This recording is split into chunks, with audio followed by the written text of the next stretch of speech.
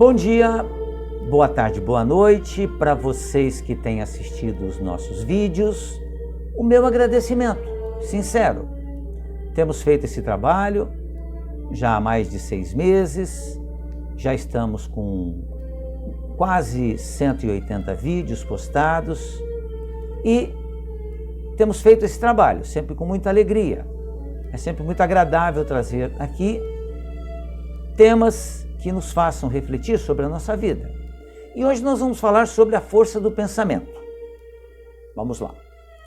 Existem situações em nossa vida que nos chamam muito a atenção pelo grau do seu alcance e outras nem tanto. Quantas vezes, num repente, vem o desequilíbrio e passamos a discutir um acontecimento, por mais banal que ele seja, e acabamos provocando uma briga ou ofensas pessoais muito graves. Com a voz alterada, falando aos gritos, extravasamos toda a nossa raiva diante de uma situação que reputamos inaceitável. Passados aqueles tristes momentos de completa perda de controle emocional, chega o remorso. E aí pensamos com calma no ocorrido. E chegamos à conclusão que tudo não passou de momento mesmo, que o melhor é se desculpar e tocar a vida para frente. Mas não é fácil, sabemos muito bem disso.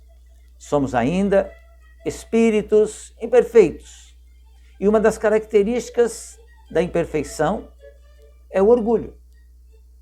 E como criaturas orgulhosas, nem sempre a gente reconhece que cometeu erros. Como é difícil dizer, desculpa, eu me excedi, eu errei. Mas nós chegaremos lá. Em razão de nossa imperfeição moral, esse tipo de situação é, infelizmente, muito comum, bem como o seu desfecho de brigas. No entanto, nem sempre os nossos desequilíbrios são tão visíveis assim. O pensamento é algo que não chama a atenção e é responsável direto pelas nossas ações físicas que praticamos. O pensamento também é responsável pelos desequilíbrios que provocamos e pela sensação de atmosfera pesada e grosseira que sentimos muitas vezes. Quem de nós, dá atenção para um pensamento desabonador, negativo, que temos sobre uma determinada pessoa ou sobre uma outra pessoa? A gente pensa, simplesmente acha que não tem nenhum problema, não vai acontecer nada, estou pensando, ninguém está vendo o meu pensamento, leia do engano. Quem liga para o desejo secreto que muitas vezes manifestamos para que um nosso suposto desafeto perca o emprego ou seja punido por uma falta cometida? Você deseja o mal da pessoa, muitas vezes acha que isso não tem nenhum problema. Quem está ligado no fato de que pensamos sem parar 24 horas por dia? Quando eu estou dormindo, eu me desligo do mundo. Sim, quando eu durmo, eu me desligo do mundo, sim, material. E aí me ligo no mundo espiritual, porque eu, como espírito, não cesso de pensar em nenhum momento. Por isso eu tenho que, ou teria que, me preocupar muito mais com os pensamentos. Porque o pensamento, ele não é algo abstrato, ele existe mesmo. E qualquer que seja a sua natureza, emite energia e como causa, vai ter um efeito. Então um pensamento de raiva, de ódio, é uma causa que vai ter um efeito. Quem vai sentir o efeito sou eu mesmo. Porque quando eu emito um pensamento de raiva, de ódio, eu estou desequilibrado. Quando eu me desequilibro, o meu corpo físico sente essas sensações. O pensamento, ele é força criativa, mas é destrutiva também, dependendo da direção que a gente der ao pensamento. O pensamento pode nos equilibrar ou causar perigosos desequilíbrios. Os espíritos, por exemplo, desencarnados, se acercam de nós pela emissão de pensamentos que emitimos. Mais ainda, as pessoas que estão encarnadas, que são espíritos também, eles chegam perto de nós através do quê? Daquilo que nós falamos, daquilo que nós fazemos. Nós atraímos as pessoas, nós exercemos sobre as pessoas realmente uma influência muito grande.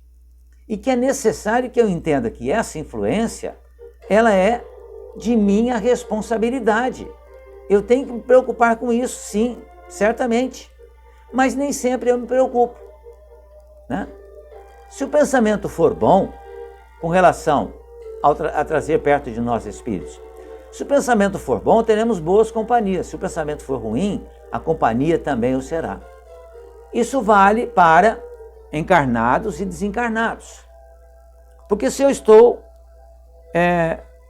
entre amigos, conversando sobre coisas boas, positivas, eu vou atrair pessoas que comungam com o mesmo tipo de pensamento.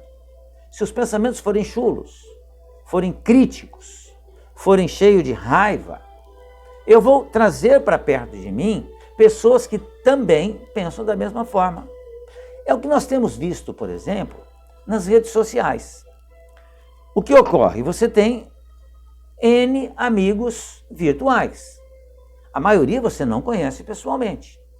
E depende daquilo que você compartilha, você vai ter vários tipos de comentários. Comentários de pessoas que concordam com aquilo e comentários de pessoas que não concordam com aquilo. E dependendo do que você coloca, você pode ser ofendido ou você pode ser parabenizado. Porque o que ocorre? Vai depender então daquilo que você está se propondo a fazer. Eu tento, me esforço muito em minhas redes sociais somente compartilhar coisas que sejam boas e positivas. De vez em quando a gente dá uma derrapada, exatamente pela nossa própria imperfeição. Outras vezes gostaríamos muito de compartilhar determinada postagem, mas a gente fala assim, não, ela é ofensiva, não devo fazer isso. Então, a gente se esforça e faz o que então? Não compartilha. Mas você precisa trabalhar muito nesse sentido. O pensamento está inserido dentro das leis da natureza. Portanto, cabe a cada um de nós analisarmos suas consequências, pois ignorar um fato não é desculpa para cometer erros banais. Não somos espíritos vivendo a primeira reencarnação.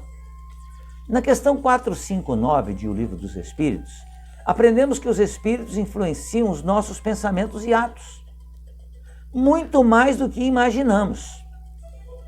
Pensar é um ato automático e incessante, daí a necessidade de nos preocuparmos com ele, muito mais do que gostaríamos. E como nós vivemos em sociedade, convivemos com as pessoas, a gente está sempre emitindo pensamentos, por isso a gente tem que educá-los. Em razão da convivência social, vestimos um verniz, né? E deixamos de praticar certos atos. O mesmo não ocorre com o pensamento. Deixamos de fazer, por causa do verniz social, mas não de pensar em fazer determinada coisa. Essa emissão de pensamentos, com atitudes agressivas, palavras duras, desejos impublicáveis, atirados para a atmosfera, será, mais cedo ou mais tarde, captada por alguém.